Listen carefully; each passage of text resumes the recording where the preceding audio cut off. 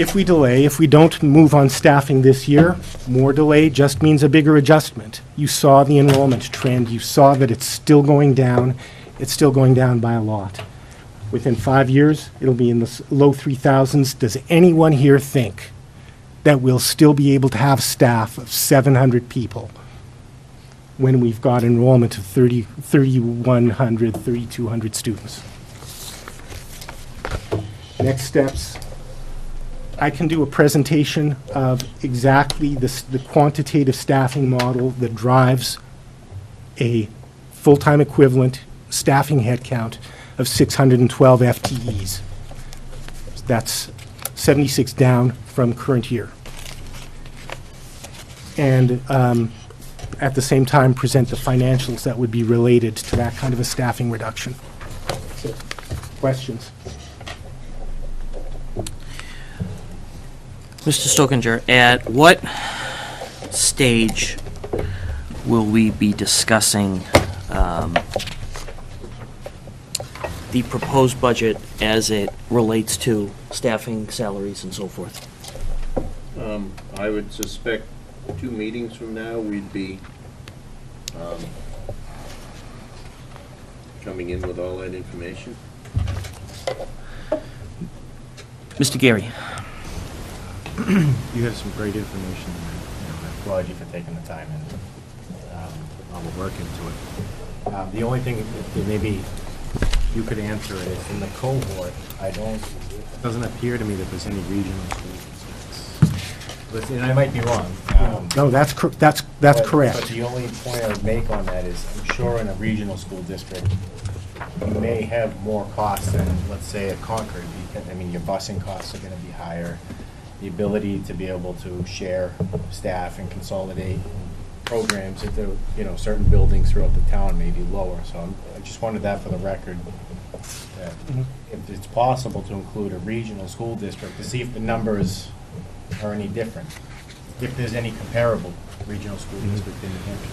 You get districts like Exeter that are organized much differently because I think that's called a cooperative district, and the schools, the neighborhood schools at the elementary level actually have their own school board, and it's budgeted differently as well. So there are a lot of ins and outs to that, and that, I think, made it hard to include a district like Exeter in what I'd consider a comparable cohort. However,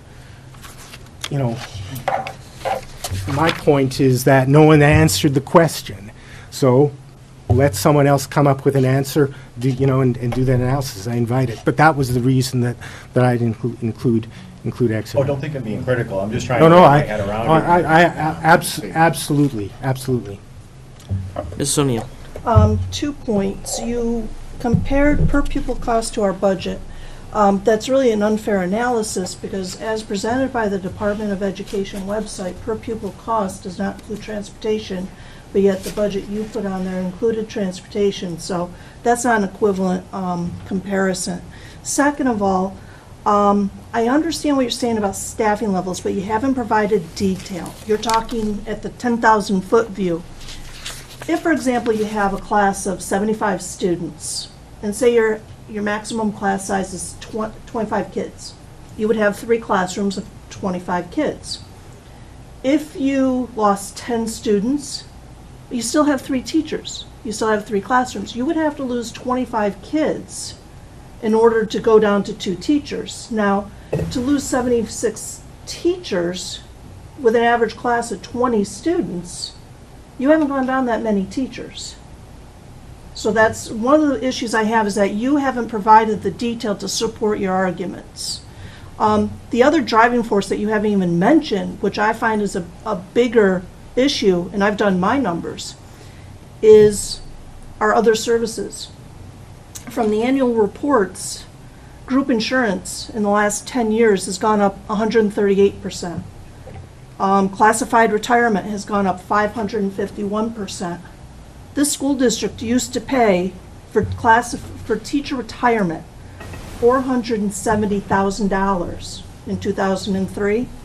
We now pay $2.7 million of teachers' retirement. That's an increase of 490%. That's one of the things that's driving this budget up every year. It's not the number of students declining and the number of teachers that we have. It's these other things that we don't have any control over. We saw in the presentation tonight, the enrollment at Sandown's increasing. Why is Sandown increasing? Yes, it is down over from what it was in 2008, but it is increasing faster than the other towns. Those are the kinds of questions we should be asking ourselves. And if you want to talk staffing, I need to know exactly how many teachers at every grade level in every building in order to make those decisions. And I think that's what the building principals do and the superintendent does when determining what their needs are for the next year. May I? How would the board like to proceed here? Because what, some of the comments and the questions are about, well, they're directly about Mr. Green's presentation. So if, for instance, if Mrs. O'Neill has a comment, is it right to immediately give Mr. Green the chance to respond, or does everybody want to kind of opine and let Mr. Green wrap up? I think the latter. I think that's good, so that we don't spend all night on it. Wait. I didn't catch who was next. Mr. Cantor.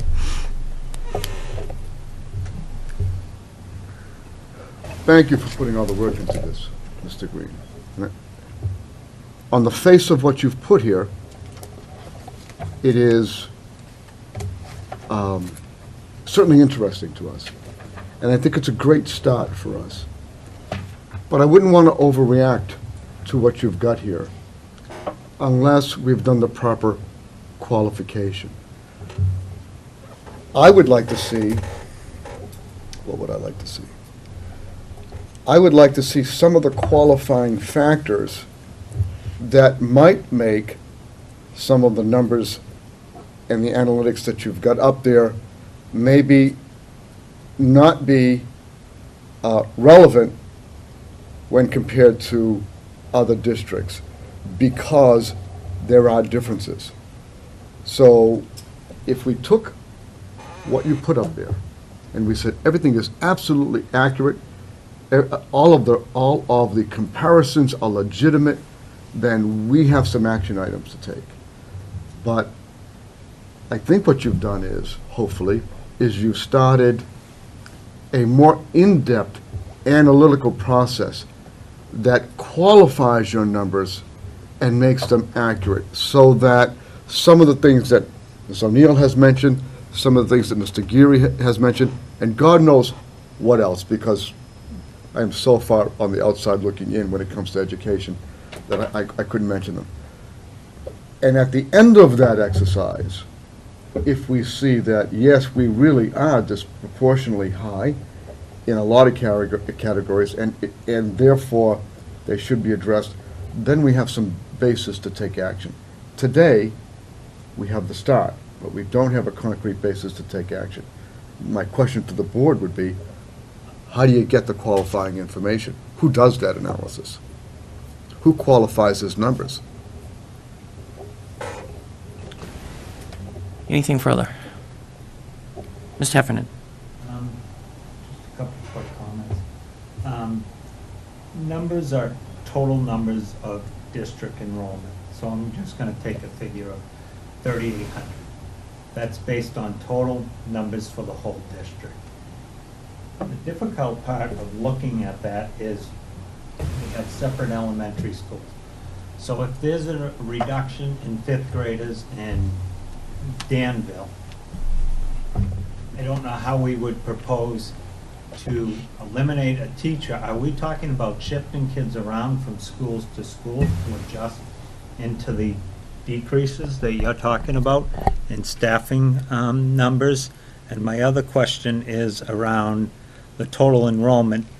That also, I believe, includes special ed students, and how do we account for that?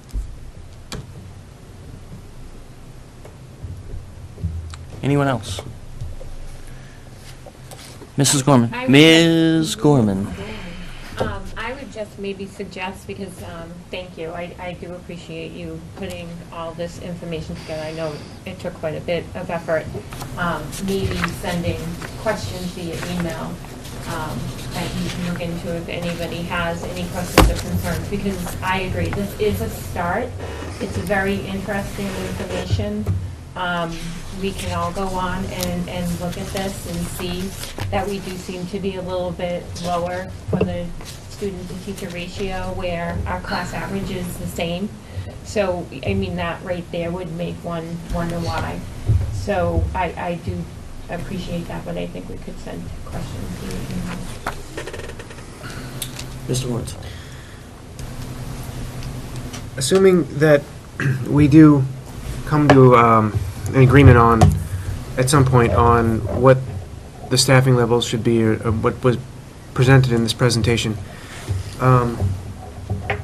as a budget committee, our role really is to set the budget for staffing, which we're going to have a meeting on that. We can provide a certain budget for staffing, but that does not require the school board or the administration to actually raise or lower staffing levels. Am I correct in that? Correct. Okay, just wanted to ask that question. Mrs. O'Neill? I was going to make the same point as Mr. Horns, thank you. Stephanie? Just, I see the numbers we have here. I've looked into some other situations with numbers, and it seems to be there's different numbers wherever you look. So I guess my request would be, I guess, to the administration, how do we get a clear cut on what numbers are correct? Because, I mean, That was to me. I'm looking at something here where we have from 2009-10 through 2012-13, percentage-wise, students decreased 10.71, teachers 10.97%. So, you know, and then I look at your information and I see something different. So I think numbers are all over the place, and I think you referenced that in the email earlier. Okay. Mr. Canfield? We can question the numbers, but we should not question the importance of this exercise. Because if you can accurately compare apples to apples in the critical performance categories to other people, other districts, and we really are comparing apples to apples, then you are really accomplishing a lot. And then, once you can establish where we stand, no kidding, against the other performers, the other districts and the way they're performing, now you can start establishing real goals. Now you can say, we are number 5 in the district, in whatever this category is. Mr. Superintendent of School, SAU, whoever you are, whoever's superintendent at the time, in the next 3 years, we want to move from number 5 to number 2 in that category. That's your goal. You figure out how to do it. It's very, very important. I mentioned to somebody, I've been in Cincinnati all this week with 19 other companies who are in my business, all principals, all CEOs. We got together for one reason, to find out who does what better than we do. And it was a constant exchange of better practices. That was the whole 4 days were about. If somebody's doing it better than I am, I want to know how he's doing it. We should do this. This is Arthur's numbers may need a lot of qualifying, but the exercise is extremely important. I'll stop there.